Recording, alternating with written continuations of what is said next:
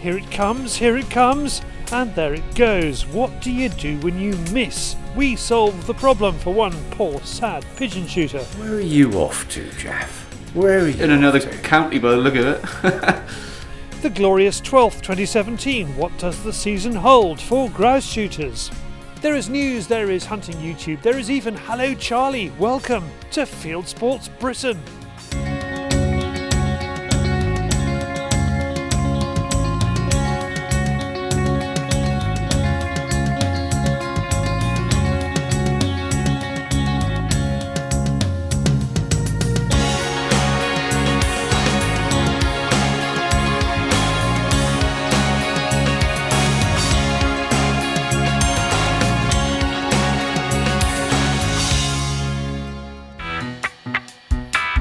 Some days things just don't go right.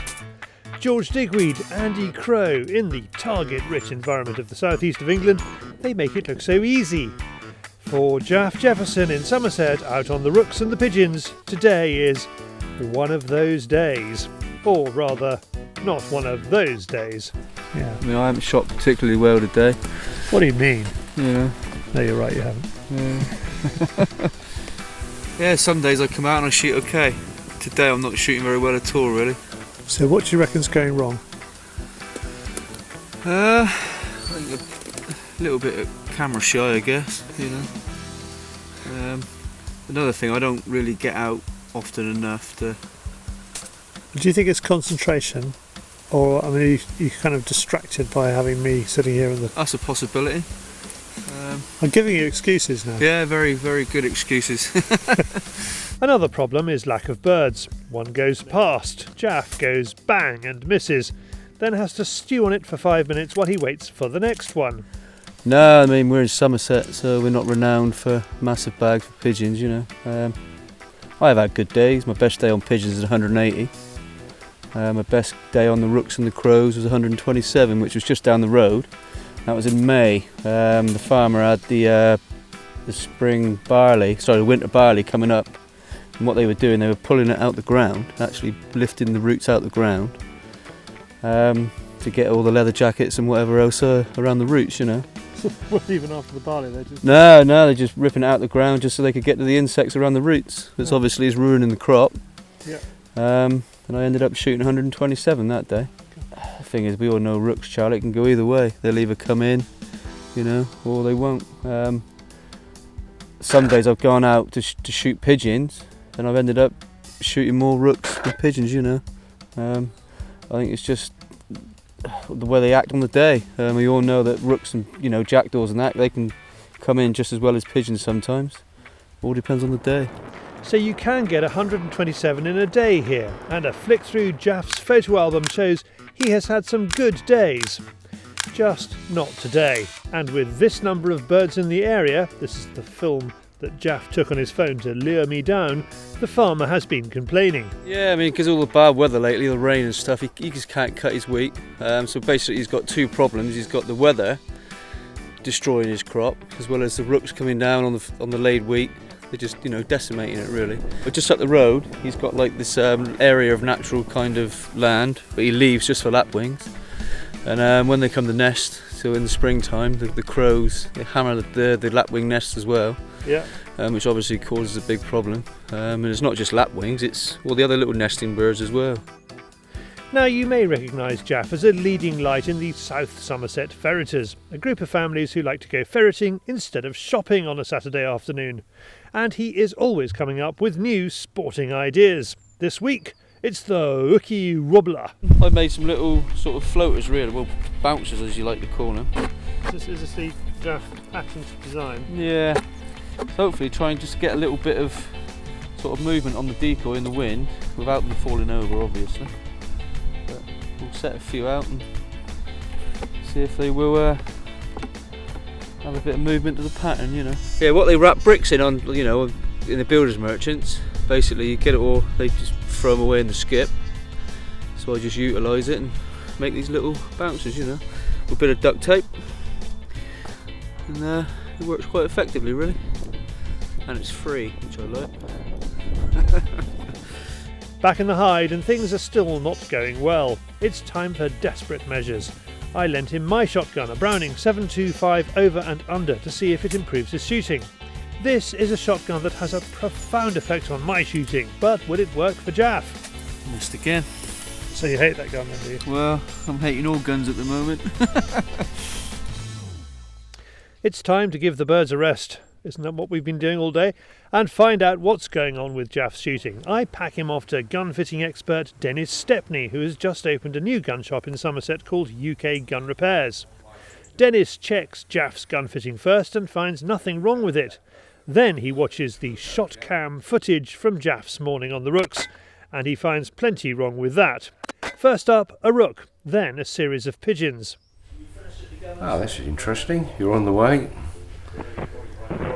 Not enough lead on that one, and slightly underneath it. Yeah, I'd agree with that, yeah.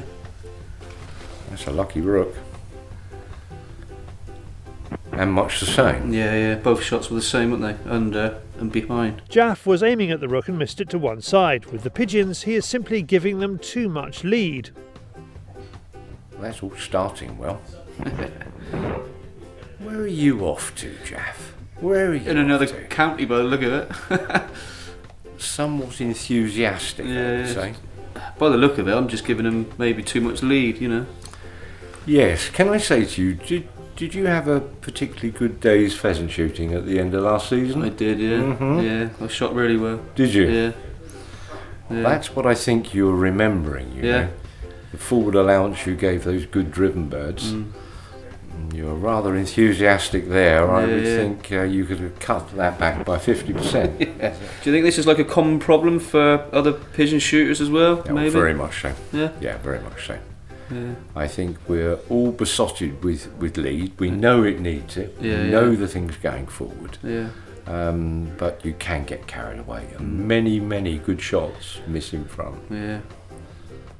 This one here, you see, look, you're off again. Yeah, I think I got the line. Line's okay. perfect. Yeah. Nothing wrong with that. It's just the lead again, isn't it? I need to learn where to judge distance and speed. Few clays, Yeah. someone looking over your shoulder. That's the real plus. Yeah. So if it is pheasant shooting that is spoiling his pigeon shooting, could Jaf's foxing and rabbiting with a rifle also be a factor? Here we go.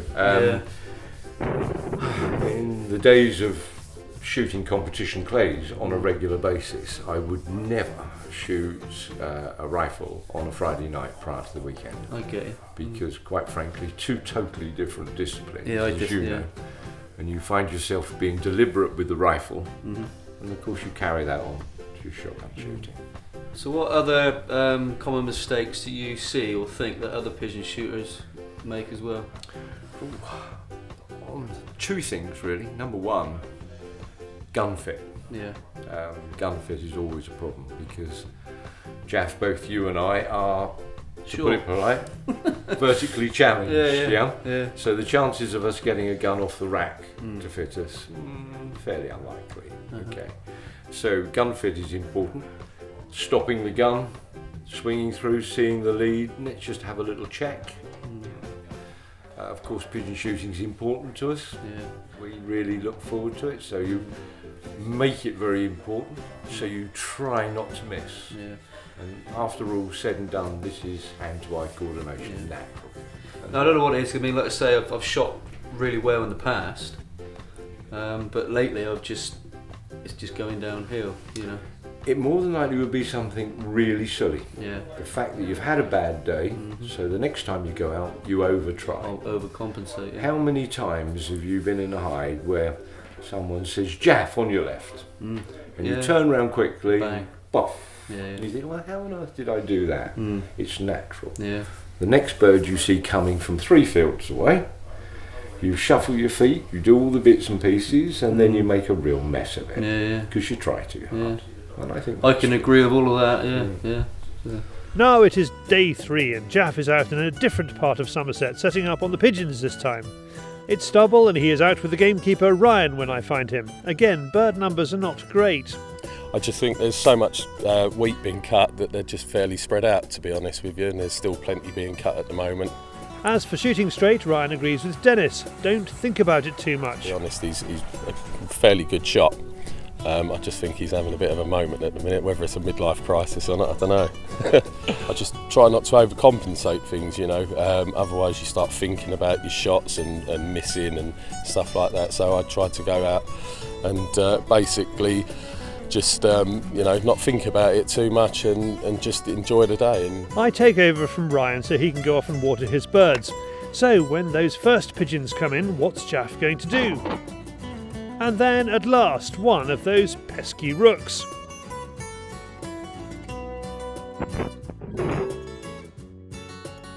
He gets 2 in a row. It looks like Dennis's advice is working. What did you do right there? Didn't think about it too much, I don't think. Just went with my instinct rather than, you know, trying to think too much about the shot, I guess. I need to be shown where I'm going wrong, especially lately.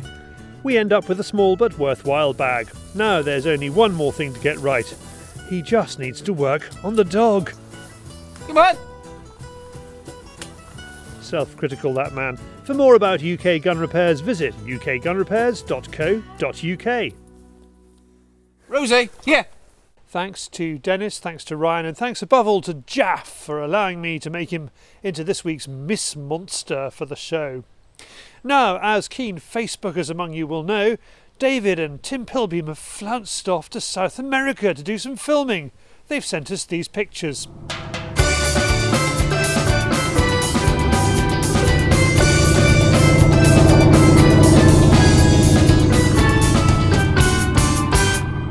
Glad to see they are getting to the bottom of things. Now, instead of David, here is our fearless boy reporter Alex Howell with the Fieldsports Channel News Stump.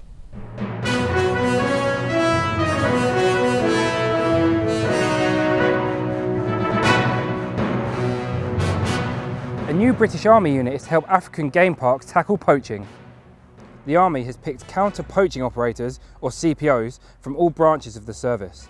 The 20-strong unit is trained to track poachers through bush and forest over long distances at a time, led by jungle warfare instructor Major Tony Viney. The first deployment is to Malawi. It was a bright start to the 2017 grouse season.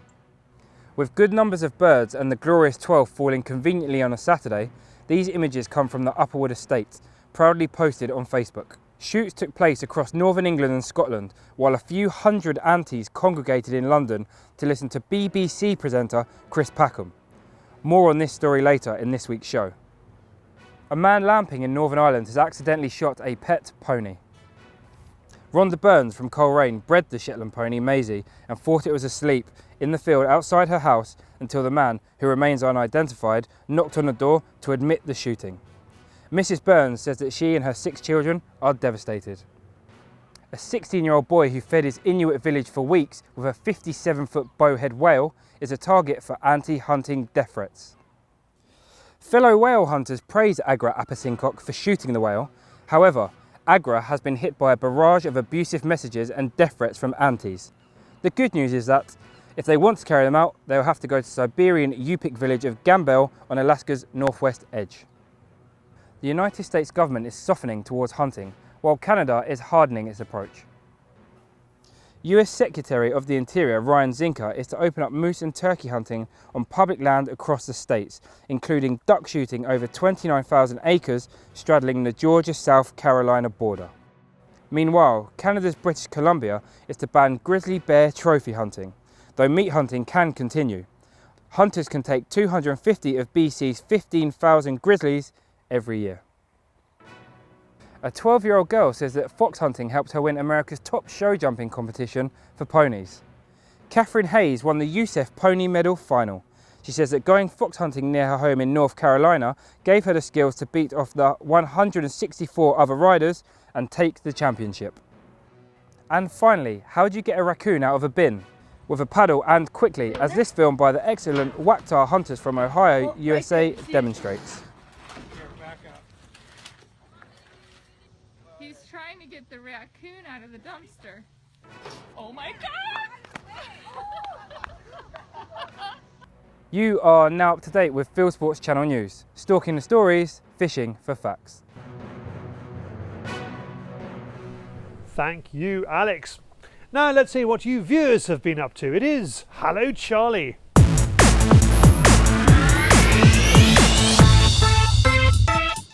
Hello Charlie, night on the bunnies.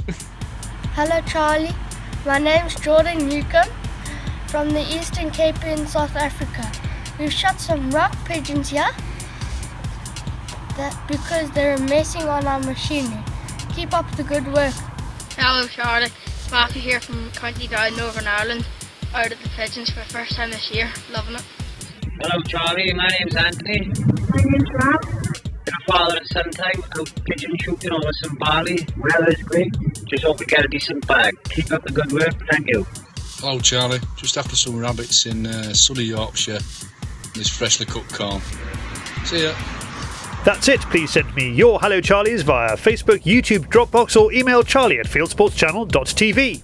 Thank you for those. Please keep them coming. Now, the glorious 12th took place, as it has done for more than 150 years, on the 12th of August. Let's see how grouse shooting is doing in the 21st century. The glorious 12th. It's an iconic date in the field sports calendar. It's the start of the grouse shooting season. Unique to the British Isles, the red grouse lives wild on uplands. Its fast flight, the gorgeous scenery in which it lives and its delicious flavour all contribute to it being Britain's most sought-after game bird. And 2017 is officially going to be a good, if not a great year for grouse shooting. I think that on some of the moors they'll have a lovely season. On other moors where the weather has badly affected them, then they'll be shooting far less, but that's the nature of shooting a wild bird. Yeah, we're getting good reports from some parts of the country, less good from others. North of England, numbers seem to be very high. Really good day shooting gone on over the last weekend, last few days. Scotland, numbers looking maybe not quite so good. We've heard of a few days that have been walked up rather than driven because of the grouse numbers. But you know, that's not a bad thing to hear. That shows how sustainable we are. It shows that when the numbers aren't there, we change our practice because this is proper, sustainable wild harvest. Andrew is from the Game and Wildlife Conservation Trust, which provides a lot of the science that backs up grouse shooting's claim to be good for conservation. Liam's work for the Countryside Alliance in London puts him in touch with Westminster and the political debate about hunting and shooting. And there is Basque, the largest shooting membership organisation, which produced a film last week about grouse counting in Yorkshire. The last 2 seasons haven't been great for us here. We've had a lot of cold weather in May the last 2 years and it's killed a lot of the young chicks. We do look at the counts, we will compare them, but this year I think we are going to have a good year. I've seen best numbers we've seen in, I'd say, 4 seasons to be fair.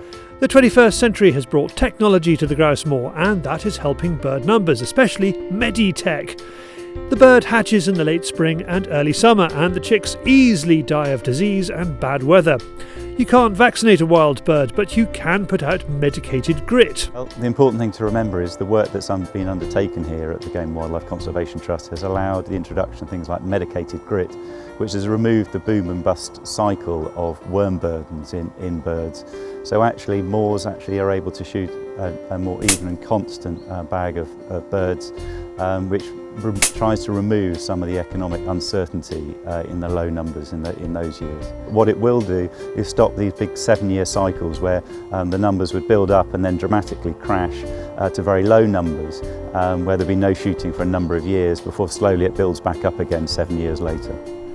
All this management makes grouse an expensive bird. Shoot days are priced at up to £200 per brace of grouse dead. Want to host a 100 brace day? You can pay up to £20,000. Want to buy a grouse moor? The birds have a capital value of around £2,000 per brace based on a 5-year average. So, a moor that produces 5 100 brace days in a season can be valued at £1 million. They don't often come to the market. Rural surveyor Carter Jonas is selling a lease on Rwabon Moor in North Wales, 7,000 acres with a gamekeeper's house. And where there is money, there is class war, and a march in London led by BBC television presenter Chris Packham called Crush Cruelty. This Glorious 12th has been very different to last year. Last year we had the ban-driven grouse shooting petition going through. It was doing quite well, and that's what everyone fixated on. This year, the anti-shooting campaign has really faltered, and they need to find something else to pull out the locker. And essentially what they've done is they have hitched their campaign to other animal rights issues. So that's why when we had this Crush Cruelty march, what we saw was a march against a whole range of animal rights issues, rather than having something specifically fixated on grouse shooting. And this sent the media into a bit of a spin. So myself and my colleagues at the Alliance, we spent the whole weekend, so from Friday certainly through to early stages of Sunday, talking to The Observer, The Guardian, Telegraph, Times, Channel 4 News. And what they wanted to know was, what is this march about and how does it affect shooting? And of course the reason they were interested was because Chris Packham was there. BBC essentially lending their megaphone to this animal rights march.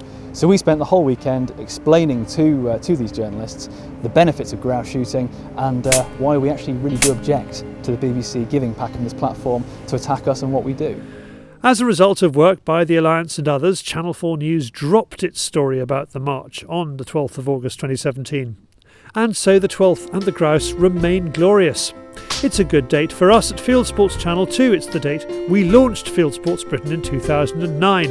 And we have spent a lot of the intervening years putting up films on the public space that is YouTube, showing how our sport is good for conservation, good for wildlife and farming, and good fun.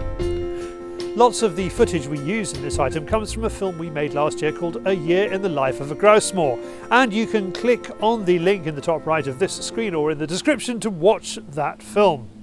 Now, from the high ground and low ground of grouse shooting to the wider world of shooting and hunting on YouTube, it is Hunting YouTube.